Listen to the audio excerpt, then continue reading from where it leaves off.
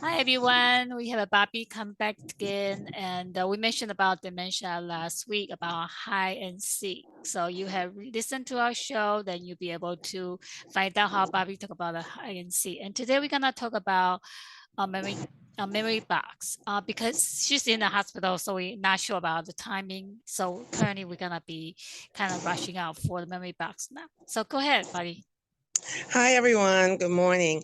Um, One of the things that's really essential to helping someone with dementia is to keep their memory going. And one way to do that is to establish a memory box and a memory book. The memory book would consist of, well, it's just a little notebook, but put their name on the front and inside, start with the beginning. Their name, their parents' name, if they have any children, their children's name, husband, when they graduated from school, any milestones. Put these on different pages in the book so that you can go from one page to the other and help keep their memory going. With the memory box, and it can be a shoe box, it can be a cigar box, it can be whatever box you want, but keep pictures and mementos. If you have baby pictures of that person, if you have their marriage certificate, if you have the birth certificate of their children, anything that is important to that person, put in the memory box. Um, if they graduated from college, maybe you still have their diploma, put that in there. Anything, especially if it's a certificate of something they've earned with their name on it, make sure that you put that in the box because they recognize their name. If they won't recognize anything else, they generally will recognize their name. So if they were given an award at the PTA for bringing the most cupcakes or whatever, anything that has their name on it, put in that memory box. Now, the importance of the box. Don't just put it in there and let it stay. Every day, do something different with them. So at least twice a week. That's the minimum, twice a week. But every day you should do something to help with their memory. So if you decide that you're going to use the memory book one day, go through the book and ask them to read the pages. If they don't feel like they can read them, then you read it to them and ask them to repeat it back to you. So if you're on page one, that's their date of birth and where they were born. Just ask, do you remember this? Do you remember mom or dad talking to you about this? Do you remember mom or dad? So keep going through the different stages of their life, all the way up to present in the memory book. Then connect it with the memory box. Pictures of mom and dad, pictures of siblings, pictures of their children. Ask them to tell you who they are. If they can't remember, let them know. You tell them the name. You tell them the information about it. This is your son, Kenneth. Kenneth was born on January 2nd, 1970. Whatever it is, you have to keep reiterating this because if you don't do it over and over again, they will forget. The short-term memory is something that they don't remember. Short-term memory is something that they don't understand how to catalog in their brain, but they can remember things that happened 20, 30 years ago. So you want to bring those things forward. At a lot of the facilities where I used to work, they would actually have what's called a shadow box outside the person's door if they lived on the facility.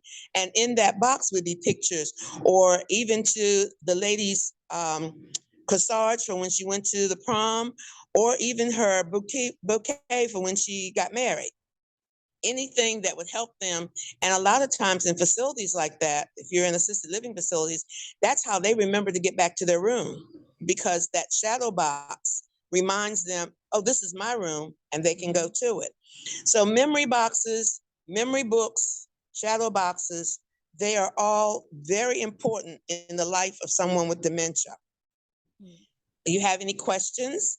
I would be more than happy to handle your questions for you, Stephanie. Yeah, I kind of went to couple the memory box, memory video you just talk about, and it feel like you are doing like a sequence, like from the where they born till, and it's just like what we call in Lincoln profile. Mm-hmm. Yeah, it's just more like Lincoln profile, but we just skip like a birth and the that part. And somehow I kind of interesting is I saw a lot of memory people are just like to have you tried to collect like a I saw someone in my culture. The mother and son.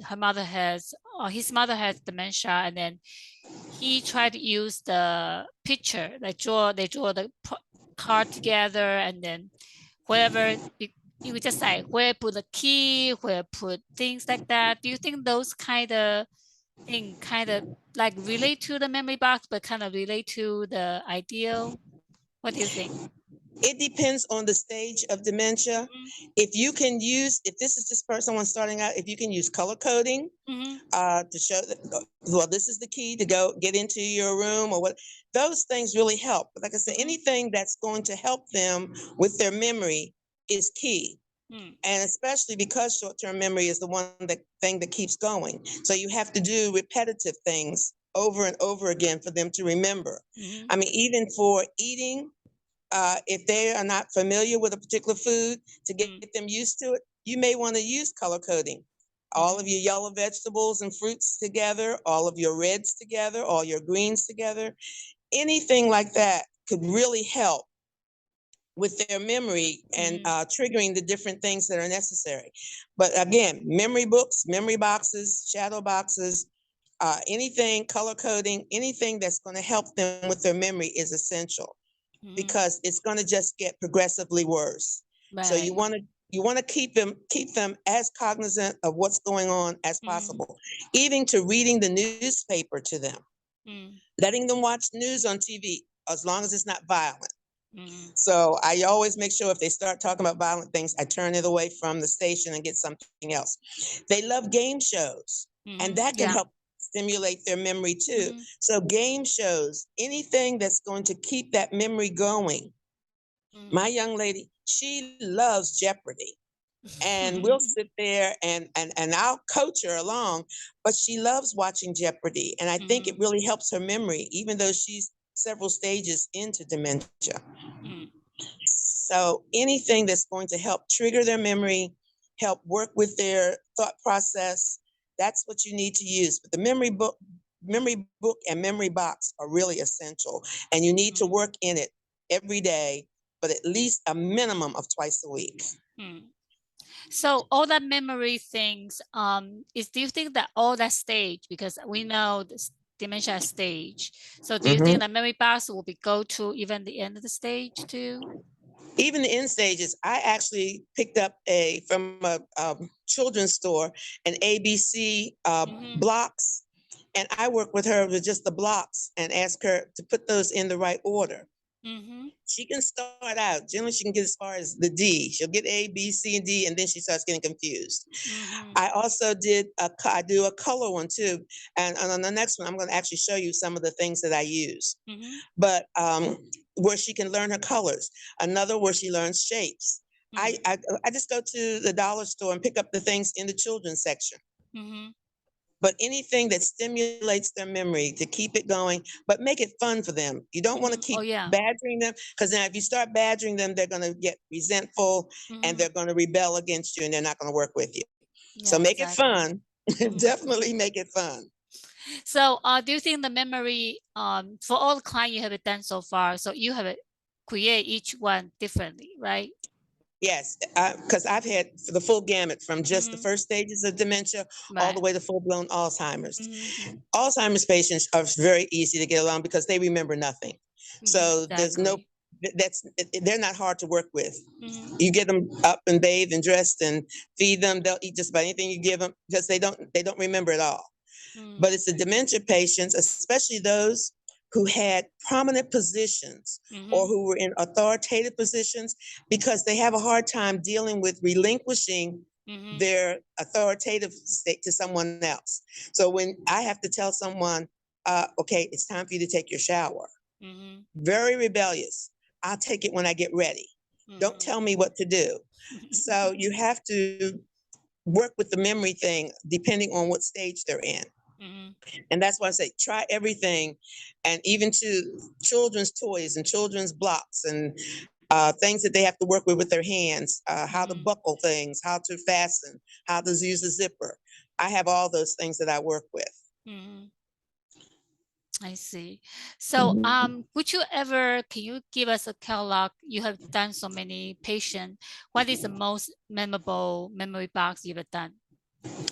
The one for my 102-year-old lady. Oh, I know, Because I know about that one. yeah, I went all the way back, and I mean, I actually had the bouquet that she had when she got married. And Wow. I would, even though she was full blown Alzheimer's, if I put that bouquet in her hand, she knew how to hold it. She knew what to do with that bouquet. And I thought that was just so interesting that I just put it in one hand, and she knew to take both hands and hold it in front of her. So it just depends on what you do and what it is that they really remember and how important it was to them. That's why I say do things with the birth of children and things of that nature. Now, my 102-year-old, she never had any children, but that wedding bouquet apparently meant a lot to her because she knew what to do with that. Wow. So I guess for all the memory boxes you have been done, and is any client you think is like really help them to trigger the memory throughout the memory box? Well, right now, everyone? the one I have right now, her son doesn't live near, and I keep doing pictures of him. What I've been trying to get him to do is do more duo and FaceTime with her. She needs to see his face. Yeah, exactly. And right now, she's not seeing his face. So she gets a little confused. So like if he calls her on the telephone, I have to remind her who it is. And then finally she'll recognize the voice. But it takes her a minute to do that.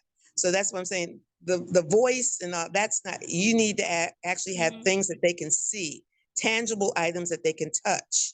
And that's why the memory book and the memory box are so important. So I have all the information, her son, she only has the one son, but I have her son's picture, his wife, and the 3 grandchildren. Sometimes she knows who it is, and sometimes she doesn't. So like when he called Thursday night, because I told him all about the prom that they were having at the daycare the next day. And I said, when I take pictures, I'll dress her up and I'll send you the pictures. So he appreciated that. But she didn't want to get dressed at first. And the first pictures I took of her, she's frowning. And when I finally said, do me a favor, can you pose for me? And apparently she understood what that meant. And then all of a sudden her pictures, she was holding her hands on her hips, she was smiling, and it made all the difference in the world. So sometimes they're just key words. And apparently the word pose is what was the trigger. Apparently because she was in an executive position and she apparently had to pose for pictures and with different dignitaries and people that she worked with.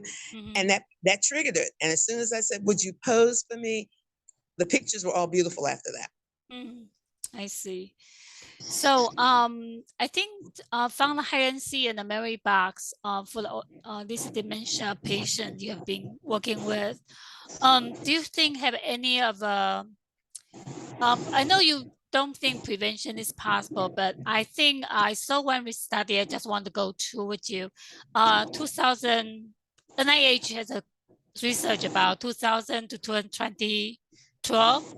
They mentioned about education increasing can decline the dementia. What do you think about that statement? I think it depends on where the patient was in their life.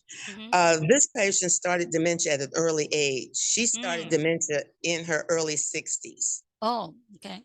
Yeah, and here she had been an executive director with the Small Business Administration, a high level in person. As a matter of fact, she had took care of the whole South region. So I mean, a very important person. Exactly. And then all of a sudden, her memory started going. Things started happening. She had to give up her job. She had to give up her driver's license because she had 2 accidents. Things just started happening pretty quickly with her. Right.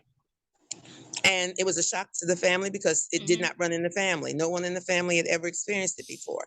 Right. So now where she is, she still likes to be the boss. Exactly. Okay. And I have to work it that way. Mhm. Good example, I'm in her home and I said one day, why are you in my bathroom? And she said, my bathroom. And I said, oh, excuse me, the bathroom that I'm using while I'm here. I'm sorry. I apologize. And once I apologized to her, she was fine. Mhm. So now I even say to her, I'm getting ready to go into the bedroom that you let me use. So I have to word it differently because of the fact that she knows that that's her house Mhm. and Exactly. those are her rooms. Mhm. So it just depends on the stage where the person is at that particular time. Mhm. And it depends on what their background was. Now, if they had had just a high school education Mhm. and didn't really have any type of job where it required any type of authority, I think they'd be a little more passive Mhm. and they wouldn't be as hard on me as she is. Mhm. But if I try to tell her to do something, she Mhm. rebels. I Mhm. have to ask, Right. would you please take your medicine for me? And if, as long as I use the word please, she's usually very cooperative. Mhm. But if I say, okay, it's time to take your medicine, oh, she will purse her lips and put her hands on her hips and, like, who are you to tell me what to do? So I've had to learn in the process of being here, and I've been here since June. Mhm. So I've had to learn how to work with her because of the position she was in and the Mhm. fact that she still thinks she is in that position of, of authority, that she can tell me what to do, when to do it, how to do Mhm. it. Like this morning for breakfast, I kept asking her, what would you like for breakfast? And she wouldn't answer. So I just fixed what I thought she would like. Mhm. She didn't want to eat anything I fixed. So I Mhm. just set it there in front of her and I walked away. Mhm. Or because I wasn't there, then she went on and ate it because she did it on her time and her Mhm. terms. So I have to work around all this. Do you think she'll be liking the Lego? You know, like the children play a Lego, the big Lego, not small Lego. I would Not have to really. get large ones. I couldn't get the small ones because she tends to stuff anywhere she can find a hole. Remember what I was saying about the hide and seek? Right, right, I see. Also, She will, yeah, she will hide stuff everywhere. So I would have to get large enough stuff that I'd be able to find it. hmm. That's interesting. All Yeah. right, so I guess we have a lot of memory box covered today, and then thank you for your time. We would you You're think about welcome. your next idea for our three, I will, and I'll number send it three. to you. I'm looking I, forward to I will seeing send it you. to you. Thank Okay, you you. take care. Thank Bye you. Bye bye. bye.